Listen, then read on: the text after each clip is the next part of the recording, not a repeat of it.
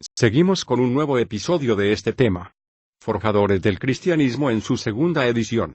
En donde veremos que a pesar de todos los concilios y sínodos realizados, el descontento por esta nueva fórmula trinitaria no era aceptada del todo. Y también veremos a un máximo defensor de esta doctrina dogmática cristiana. Atanasio de Alejandría. Parte 31. Los Capadocios. El desarrollo del Sínodo de Alejandría. Nos encontramos ahora con los Capadocios.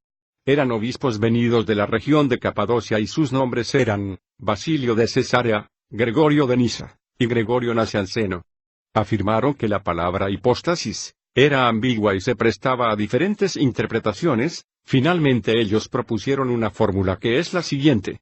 En Dios hay tres hipóstasis, personas, pero una ousia, es decir, tres subsistencias individuales que participan de una misma y única esencia divina. ¿No les parece algo muy conocido, aunque algunos que se dicen trinitarios ni por la cabeza les pasan de dónde salió esta idea? Esto fue en contraposición de los macedonianos que decían, el Espíritu Santo no puede ser glorificado en estricto parangón con el Padre y el Hijo porque es de distinta naturaleza y de inferior dignidad. La respuesta de otros obispos no se hizo esperar, y dijeron, si eran tres sustancias divinas, entonces habían tres dioses. Es total y absolutamente lógico. Esto generó nuevos debates, y en vez de resolver el problema anterior lo complicó, y los obispos contrarios a la fórmula de los obispos de Capadocia, consideraron la fórmula como una traición al credo de Nicea. Entonces dicho credo toma auge nuevamente, ya que ellos deciden que para resolver el problema, es mejor volver al credo niceno. Para ese mismo momento hace su aparición un obispo llamado Atanasio de Alejandría, 300 al 373 después de Cristo, cuarto siglo. Muchos consideran que Atanasio fue el que convenció al emperador Constantino de que usara el término homoousios en el credo niceno. Atanasio habló de tres personas en una unidad. Él decía: nosotros también, por la gracia de Dios, brevemente indicamos que la palabra del Padre es en sí misma divina, que todas las cosas poseen su voluntad y su poder. Este es el misterio que los judíos condenan, los griegos lo mofan pero que nosotros lo adoramos. Seguía diciendo Atanasio, Cristo es revelado como Dios, y como Hijo de Dios, y por tomar refugio con Cristo, y por adorarle como Dios, ellos, los cristianos, además vienen por él al conocimiento del Padre. Esto trató de acomodar el asunto anterior. Mis amigos, es interesante que usted observe que la adoración a Jesús como Dios fue introducido en el Sínodo de Alejandría, y Atanasio como su principal defensor. ¿Recuerda usted la posición de Pablo de Samosata? Él prohibió cantarle a Cristo como Dios, orarle a Cristo como Dios, pero ahora tenemos otro obispo que dice que es perfectamente permitido cantarle y orarle a Cristo como Dios mismo. Recordemos parte de su doctrina. Su doctrina parte de la base de un modalismo de tipo monarquiano, según el cual en Dios no hay más que una persona, que constituye la única esencia divina. Cristo sería puro hombre, nacido por obra del Espíritu Santo de María Virgen. Pero en él habitó el Logos o sabiduría de Dios, concebido, no a manera de una persona distinta, sino de un modo impersonal, que obra como en los profetas, pero de un modo más eficaz que en ellos. Tomado de es.wikipedia.org/wiki/Pablo de Samosata. Aunque Pablo de Samosata ve a Yeshua como hombre, se refiere a él como nacido de una virgen sin la intervención de un padre biológico, posición que mantienen algunas congregaciones mesiánicas actuales, no tomando en cuenta lo importante de su descendencia directa de David por vía genética del padre, y no espiritual ya que un espíritu no tiene tribu, ni genealogía, y no procede de ningún ser humano. Así que, no concuerdo del todo con la afirmación del cristiano Pablo de Samosata, ya que aún deja las dudas sobre la paternidad de Yeshua como descendiente de David, por la vía paterna, Joseph, como fue anunciada por los profetas. Pero sí deja en claro que Yeshua, Jesús, era un hombre, al cual le da atributos según el concepto del Logos en la personificación de Mesías, Cristo, pero no como ser personal, sino como inspiración, donde las emanaciones o aeones que hablamos antes que son los receptores del Logos, no son seres divinos. Esto, amigos, para los cristianos influenciados por su filosofía grecorromana era una total herejía, por lo que le valió su condena en el tercer sínodo de Antioquía, año 268. Volvamos al punto. ¿Cuál es la base y la importancia de Atanasio en el desarrollo de la doctrina de la Trinidad? Este era su argumento. Si Cristo es simplemente un hombre y no Dios, como el Padre es Dios, no puede salvar a nadie, ni siquiera a sí mismo. Decía Atanasio, una criatura no puede salvar a la humanidad, solamente uno que sea Dios puede salvar a la humanidad. Por ello también dice, el Hijo no fue engendrado como se engendra un hombre de otro hombre, de forma que la existencia del Padre es anterior a la del Hijo. El Hijo es vástago de Dios, y siendo Hijo del Dios que existe eternamente, Él mismo es eterno. Es propio del hombre, a causa de la imperfección de su naturaleza, engendrar en el tiempo, pero Dios engendra eternamente, porque su naturaleza es perfecta desde siempre. Tomado de Oraciones contra los arrianos, 1:14.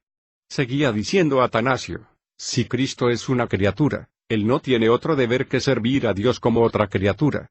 Por lo tanto es imposible la salvación del hombre, excepto que Cristo sea Dios. Amigo lector, ¿de dónde sale la postura radical que tiene que ser un Dios, para ser el Cristo? Y este mensaje subliminal el cual se ha transmitido de generación en generación, a las personas, a las cuales este dogma se les ha implantado en su subconsciente. Por tanto, no pueden ver a Jesús de otra forma, sino como Dios. Veamos esto más claro cuando dijo, lo que no es asumido por Dios no es salvo, o sea, si Dios personalmente no lo hizo en forma de hombre, ningún hombre común lo podrá hacer.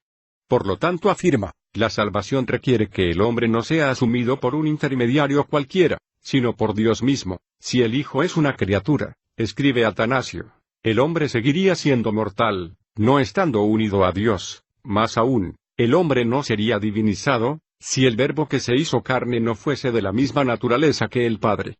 Para los cristianos de la actualidad, claro está, para aquellos pocos que se toman un tiempo en leer la historia dogmática de su doctrina, Atanasio es un superhéroe exponente de la Trinidad en conjunto con aquellos defensores del dogma.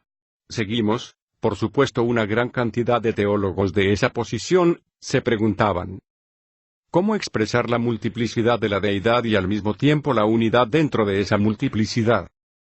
Atanasio respondió esta pregunta, y lo explicó así, Jesús no tiene un alma racional como nosotros la tenemos, es decir, el alma racional que todo humano tiene, en el caso de Jesús fue reemplazado por la palabra.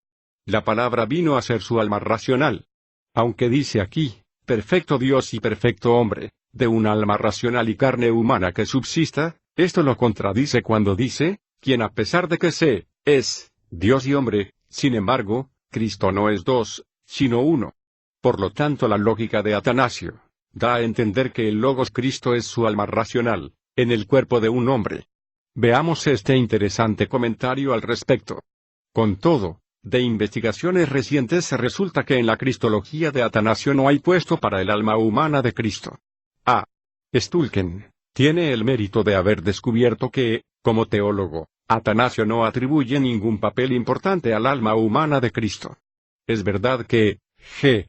Boysin trató de refutar este punto de vista, pero M. Richard y A. Griller han llegado a la misma conclusión. Examinando cuidadosamente contra Arrianos tomo 3, 35-37, M. Richard ha mostrado la poca consistencia de la argumentación de Atanasio contra los arrianos. Estos fundaban sus objeciones contra la divinidad de Cristo en pasajes de la Biblia que mencionan el sufrimiento interior, el temor y la tristeza del Logos. Se podría esperar que Atanasio demostrara que todo ello no tiene nada que ver con su divinidad, y que es obra de su alma humana. En cambio, él nunca explota esta oportunidad y nunca ataca a los arrianos por haber cometido este error. La explicación está en que la forma característica de la cristología primitiva era la cristología del Logos. Fin del comentario. Mis amigos, ¿cuál es la importancia de lo dicho por Atanasio? Que en su opinión, o sea la de Atanasio, la frase antes formulada resolvía el problema de la similitud e igualdad con el Padre. ¿Qué quería decir Atanasio realmente? Si la palabra que es Dios ocupa el lugar del alma racional de Jesús, Él es una persona individual, pero la realidad de su alma que es la palabra, le permite decir a Atanasio que mantiene una igualdad con el Padre, aunque sea diferente como persona. Por otro lado, el obispo Apolinar de la Odisea en el año 370 después de Cristo decía: En Cristo, la palabra ocupó el lugar del Espíritu, por lo tanto en él, un cuerpo y un alma humana fueron unidas a la razón, al Logo divino. ¿Cuál es la diferencia entre la tesis de los dos obispos? Que Atanasio decía que en Cristo la palabra ocupó el lugar del alma. Y Apolinar decía que la palabra la ocupaba el Espíritu. La respuesta de los obispos no se hizo esperar, y decían: ¿podemos llamar realmente hombre a una persona que no tiene alma humana real, o espíritu humano real? La respuesta que tanto Atanasio, como Apolinar usaban era: Jesús vino como hombre, no hombre. Mis amigos, ¿qué es lo que estos dos obispos tratan de decir? Que Jesús es en apariencia hombre y eso es modalismo, que aparenta ser un hombre pero no lo es, ya que es un modo de Dios. Pueden ver cómo estos señores trataron de acomodar todo, no usando las fuentes bíblicas sino su razonamiento sectario. Amigos, al momento que un hombre no es íntegramente hombre como los demás hombres, ya no es hombre, aunque se parezca a un hombre. ¿Cuál era la opinión del resto de los teólogos? Jesús no aparenta ser hombre, sino que es hombre como nosotros somos hombres. Por lo tanto su espíritu, su alma, su cuerpo, tiene que ser exactamente como la de nosotros, si no no es hombre en el sentido estricto del término. Es por ello que también se tilda a Apolinar de la Odisea de hereje. Mis amigos, hoy día toda persona, todo cristiano que acepta la doctrina de la Trinidad, acepta una de estas dos fórmulas de estos dos obispos, pero una gran cantidad de personas que creen, no saben lo que creen ni tampoco buscan sus fuentes, pero así de esa manera, enseñan cosas que ni ellos mismos dominan. En otras palabras, la única manera en que la doctrina de la Trinidad pueda ser entendida es: 1. Que en la persona de Jesús, su alma esté sustituida por la palabra, cuya palabra es Dios, y pueda ser coigual al Padre, Atanasio. 2. Que en la persona de Jesús, su espíritu esté sustituido por la palabra, cuya palabra es Dios, y pueda ser coigual al Padre, Apolinar. Mis amigos, no hay otra manera de creer en la doctrina de la Trinidad. Los señores Atanasio y Apolinar mutilaron la humanidad del Mesías, destruyeron su genealogía, ya que, al no ser hombre se convierte en otra cosa que no entendemos.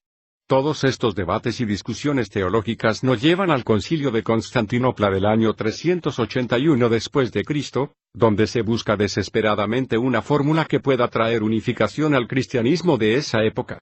Y es donde proponen la siguiente fórmula: 3 individualidades con 3 sustancias, pero compartiendo una misma esencia, o ousia. Anexo comentario donde me adelanto un poco de cómo finalmente terminó este asunto. Las dos naturalezas, humana y divina, diversas pero cada una perfecta en sus propios atributos, convergen en una verdadera unidad, mediante una misteriosa e inefable convergencia, y constituyen un solo Jesucristo. Concilio de Éfeso año 431. Vean bien cómo dice: convergen en una verdadera unidad mediante una misteriosa e inefable. Y eso, amigos, es el dogma trinitario, algo misterioso e incomprensible que debe creerse y punto. No vale la pena buscar evidencia bíblica al respecto, eso no lo explica, y nunca encontrará evidencia bíblica de eso, pues es algo misterioso, solo debe ser creído, porque es así, y punto. En el próximo episodio, si el Eterno lo permite, veremos a otro máximo filósofo gentil cristiano defensor del nuevo dogma trinitario. Parte 32. Agustín de Hipona. Saludos a todos. Salom. Elisa ben Medahim.